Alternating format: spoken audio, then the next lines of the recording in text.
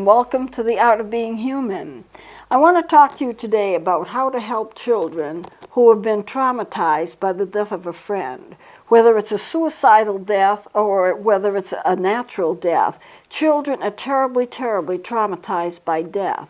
Of course, very young children don't understand death. I know when my father died, my two young nieces and nephews, they were like 2 and 3 years old. They came to the funeral, and they told me that we told them, you know, Grandpa had gone to heaven. And they said, we are going to get a balloon, and we are going to fly that balloon up to heaven and bring him back down again. See, they could not understand that death is permanent. They just did not have an understanding of it. And young children don't. As children get into middle childhood and young teenagerhood, they do understand more about death, but it's hard for them to conceive of the fact that it's permanent. That's a hard concept for a young child or even a middle child to understand. They somehow have the idea that if they try hard enough, they can bring somebody back. And in divorce cases where they feel guilty because their parents have split, they always think that they can do something to get their parents back together again. They do not understand the finality of things, and you can't expect them to. Their brains are not mature enough to do it. Nonetheless, they feel a lot of guilt and a lot of trauma when a friend of theirs has died. And there is a way to help them out of that. And since suicide is so prevalent today, I think we need to look at children and how to help them, because they're losing their precious friends due to either murder or suicide. So it is true that if you want to help with a child, you might be a little afraid to do so because you're afraid to bring it up. What do you say? What do you do to a child who's just lost somebody? With an adult, you say, I express my condolences. I'm sorry that this has happened. But even then, you're not sure. Even adults make mistakes where they go up to a person and say, well, how are you doing today? Knowing full well they're doing terrible because they're at the funeral of a loved one. And yet that's just the thing that they do. Oh, how are you? Are you doing okay? Well, they're not doing okay. There is a way of approaching people and a way of approaching children when they have suffered from the death of another person. So there is a fear of wanting to of bringing something out, even if you want to help out. And there's a difference between media attention and private attention. Media attention sometimes is not good. We were talking in the break about J.C. Dugard, who was captured at 11 years old and spent 18 years in captivity. And the fact she bore 2 children during the captivity, and she somehow managed to survive, and her children, her 2 daughters, managed to survive, and after 18 years she was found. But she went through terrible things.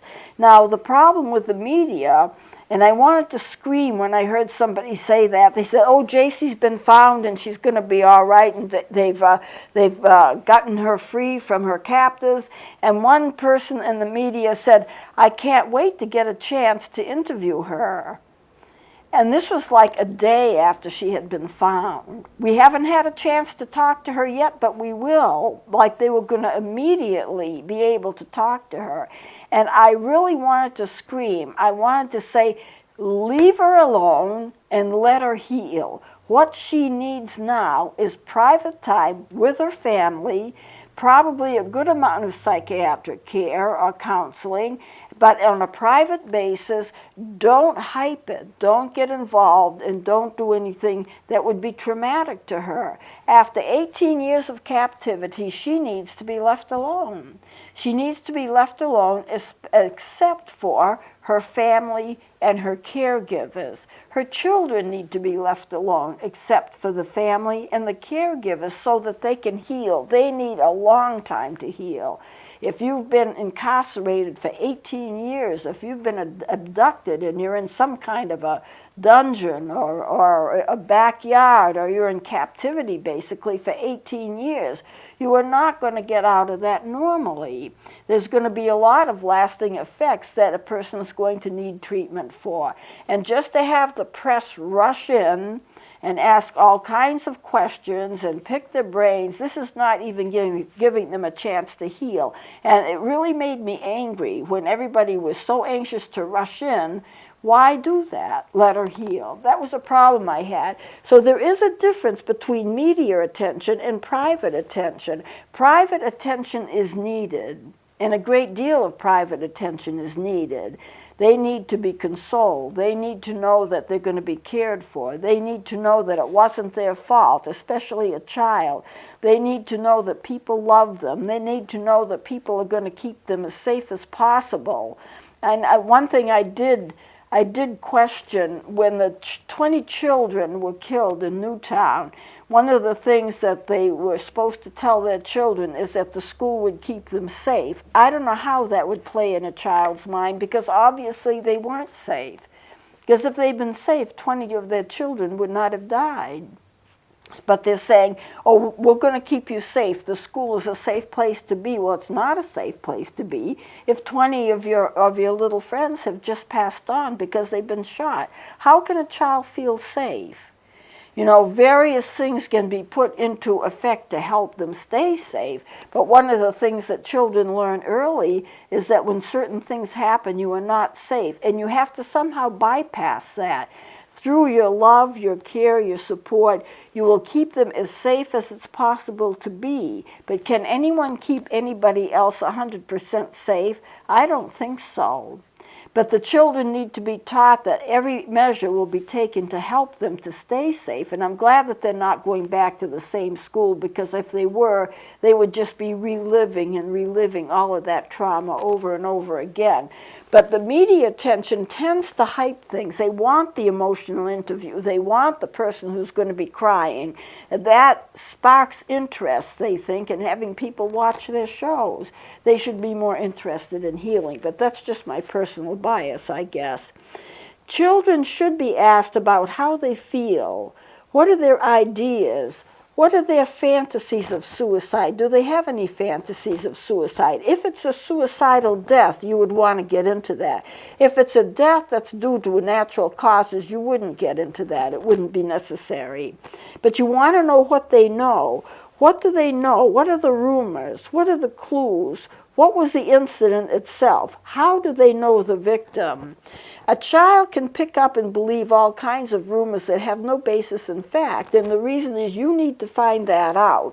You need to find it out because you want to help them. If something that they're believing is not true, then you need to help them out and let them know that it's not true. I can remember as a child, we were in the 1st or 2nd grade, and somebody told us there was a boogeyman in the bathroom. The bathrooms were down in a cellar of an old building. The school building was very old, and there was a cellar. And somebody started a rumor that there were boogeymen down there, and it wasn't safe to be down in the bathroom. And that frightened a lot of children. They were terrified to go to the bathroom, even if they needed to go. So you need to know, and when the teachers got a hold of this, they of course explained to the children, that's just a rumor, that's not true. It's perfectly safe to use the bathrooms downstairs. You don't want a child being afraid to go to the restroom. And you really don't want that for lots of reasons, but at any rate, they should not be taught to fear. Children should not be taught to fear. In today's day and age, you have to teach them to be careful about certain things, but fears that are just rumors, you need to get rid of. So they could have a lot of fears about rumors that they've heard about a child's death, another child's death. And that needs to be put to rest. This shows your support of them. What clues did they have that something was going to happen? Probably none, but if they are there, you need to know. What happened in the incident? Did the child get hit by a car? Was they murdered? What happened? You need to know that. And how did they know the victim? Did they know him because they were a classmate, because they were a neighbor up the street? You need to know those things in order to help the child. The child at a young age cannot figure this out for themselves. They are not capable of figuring out for themselves. If you can sit down with a child and say, yes, the child was hit by a car, and that's very unfortunate, but it sometimes happens. It doesn't mean that anything's going to happen to you because it happened to them. It just means that it was an accident, and sometimes accidents happen. It was not your fault. You couldn't have stopped it. You know, keep their mental health in mind. Encourage them to tell you what's going on in their minds, because if they should shrink back and not tell you because they're afraid to, you're not going to be able to help them very much. And they're going to carry this weight of guilt around with them for sometimes years to come. And you don't want that. You need to listen. You need to be empathic. Generally speaking, no matter who you're talking to, child or adult, if it's a situation where a person has unexpectedly died, you don't need to give analysis, judgment, advice. You stay out of the process except to listen to them talk. You listen to them. You want to know where they're coming from.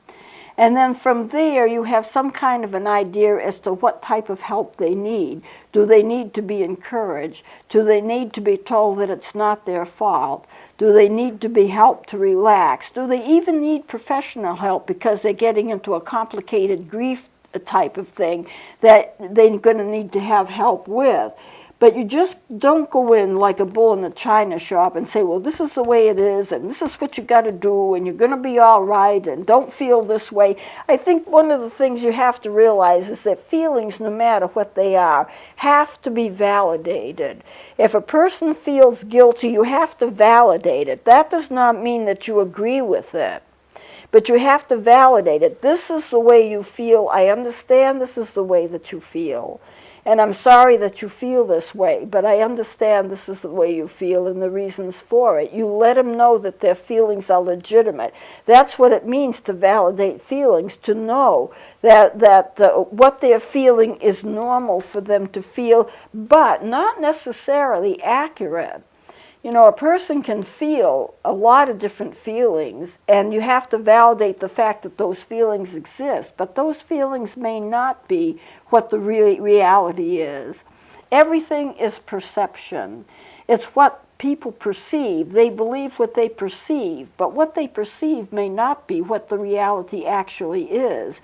And it may be incumbent upon you to kind of change their reality a little, not to do so aggressively, not to be mean, but just give them a little inkling that maybe their thoughts are more exaggerated than they are true. You know, as I've said before in other classes, you believe what you perceive, but what you perceive may not be reality. The brain does not know the difference between a real and an imagined event. The brain just does not know the difference between it. And what you have to do is show them that the real may not be what they're thinking, but you have to do it very non-judgmentally, very carefully, very gently, after you have found out what they're actually going through.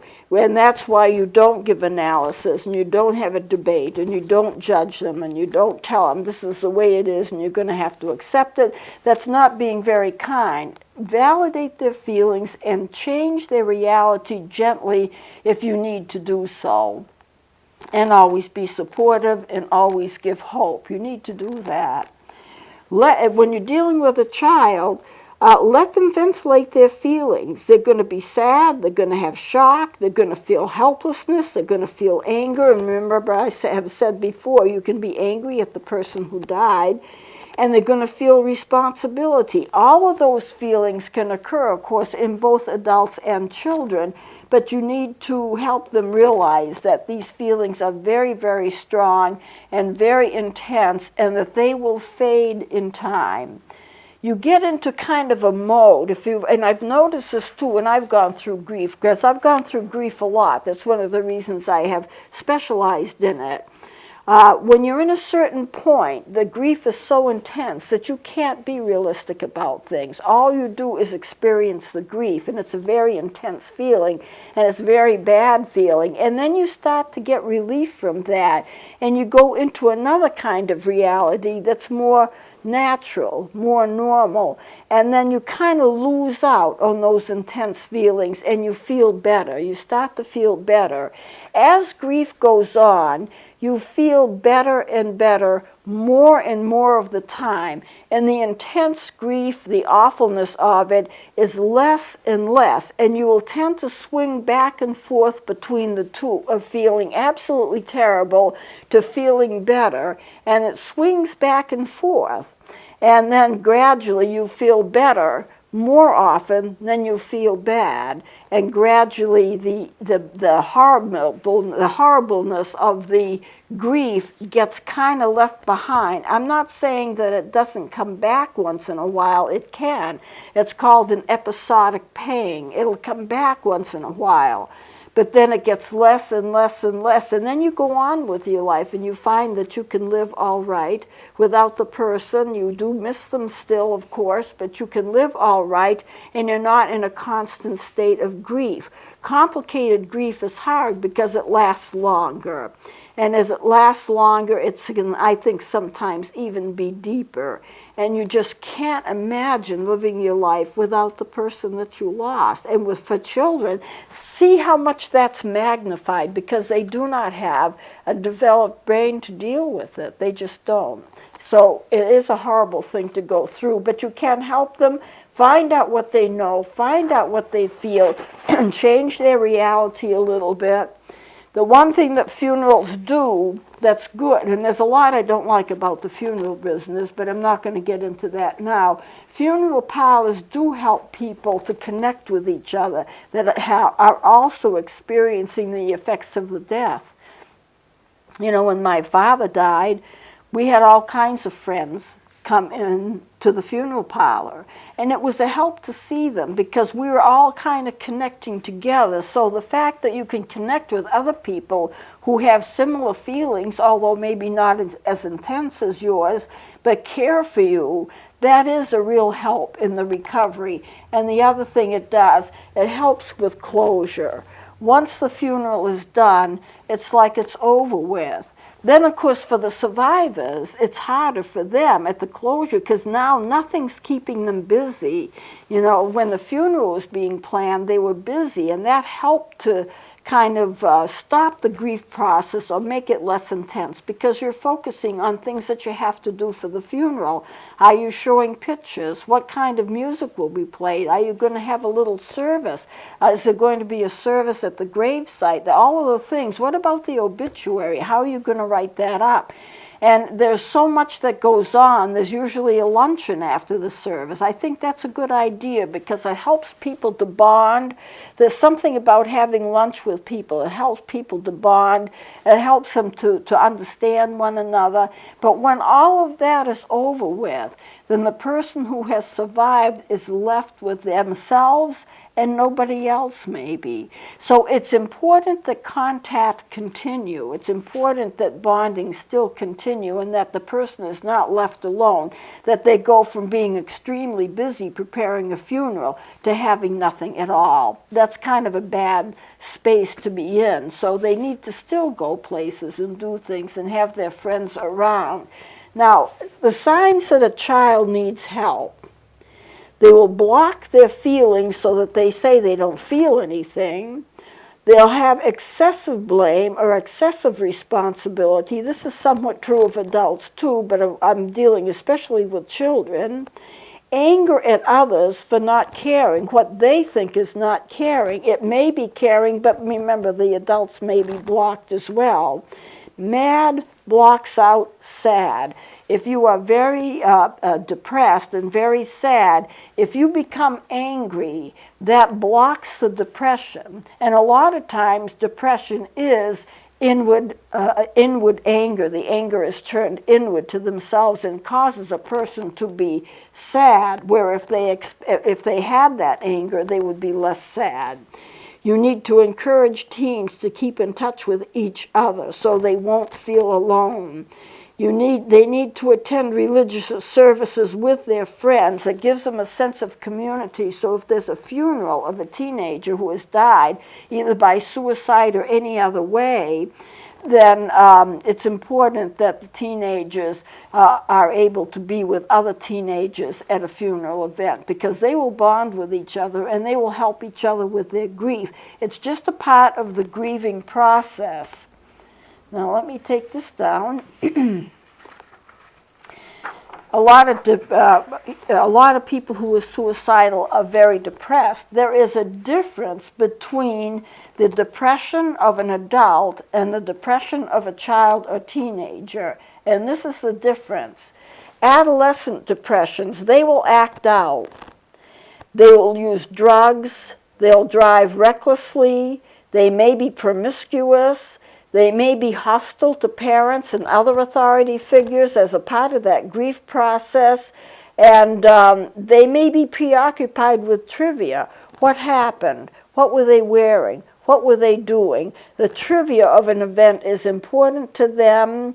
They may withdraw, especially from parents, and one symptom alone, of course, may not indicate that they're depressed, but usually with a teenager, they may show more than just one of these symptoms. Adult depression is a little different. They have slow reaction time. Everything is hard to do. They withdraw. They feel isolated. They may either nap all day, wake up a lot at night.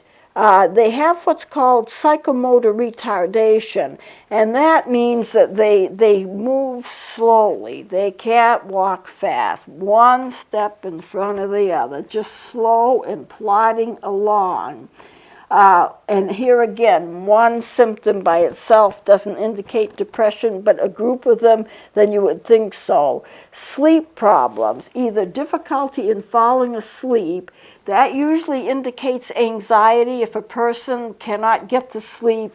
If they fall asleep but they wake up frequently during the night, that can indicate depression. But you have to remember that's also dependent upon a person's medical situation, because there are some people who will wake up periodically due to whatever is going on in their bodies as part of the symptoms of illness that they have.